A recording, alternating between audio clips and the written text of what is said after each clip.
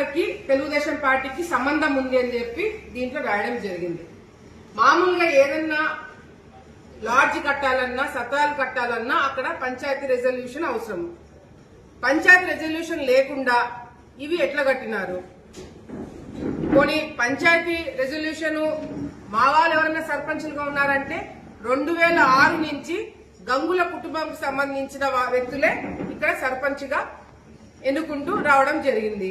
మరి 2006 నుంచి మా వాళ్ళు ఎవరు సర్పంచ్లుగా లేకపోతే దీనికి పర్మిషన్ ఇచ్చింది ఎవరు? సాక్షి వాళ్ళు చెప్పాలా.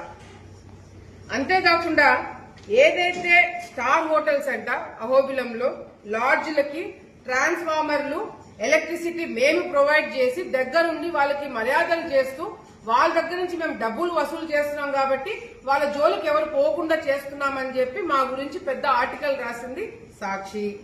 అంతేకాకుండా ఇక్కడ సర్పంచ్ మా సర్పంచ్ గారు మీ వైసీపీ సర్పంచే ఇక్కడ పనులు కూడా కట్టట్లేదు. ఆ లాడ్జీలు కట్టుకున్న వాళ్ళు పనులు కూడా కట్టట్లేదు.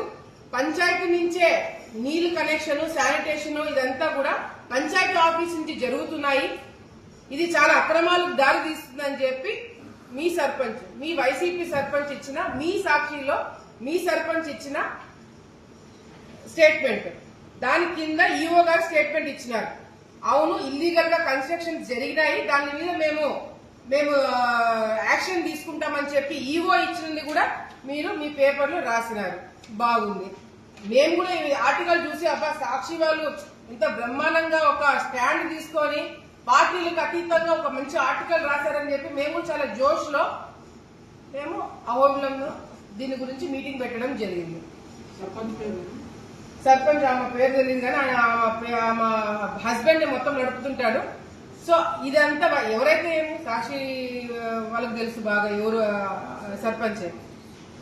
ఇప్పుడు సరే మేమందరం కూడా అధికారులతో మీటింగ్ పెట్టుకొని సాక్షి రిపోర్టింగ్ బేస్ చేసుకొని ఇంత బ్రహ్మాండమైన ఆర్టికల్